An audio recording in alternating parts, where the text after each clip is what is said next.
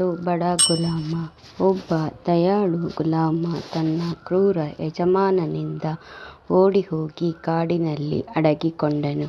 ಅಲ್ಲಿ ಒಂದು ದೊಡ್ಡ ಮುಳ್ಳು ತನ್ನ ಪಂಜದಲ್ಲಿ ಸಿಲುಕಿಕೊಂಡ ಕಾರಣ ನೋವಿನಿಂದ ಘರ್ಜಿಸುತ್ತಿರುವ ಸಿಂಹವನ್ನು ಅವನು ನೋಡಿದನು. ಅವನು ಹೆದರಿದರೂ ಗುಲಾಮನು ಮುಳ್ಳನ್ನು ಹೊರತೆಗೆಯುವ ಮೂಲಕ ಸಿಂಹಕ್ಕೆ ಸಹಾಯ ಮಾಡಿದನು. ಸಿಂಹವು ಮುಕ್ತವಾಗಿ ಮತ್ತು ಸಂತೋಷದಿಂದ ಕಾಡಿಗೆ ಹಿಂತಿರುಗಿತು. ನಂತರ ಗುಲಾಮನನ್ನು ಹಿಡಿದು ಸಿಂಹದ ಗುಹೆಗೆ ಎಸೆಯುವ ಮೂಲಕ ಶಿಕ್ಷೆಗೆ ಕಳುಹಿಸಲಾಯಿತು. ಆದರೆ ಸಿಂಹವು ಅವನಿಗೆ ಹಾನಿ ಮಾಡಲಿಲ್ಲ. ಅದು ಅವನ ಸಹಾಯ ಮಾಡಿದ ಅದೇ ಸಿಂಹವಾಗಿತ್ತು.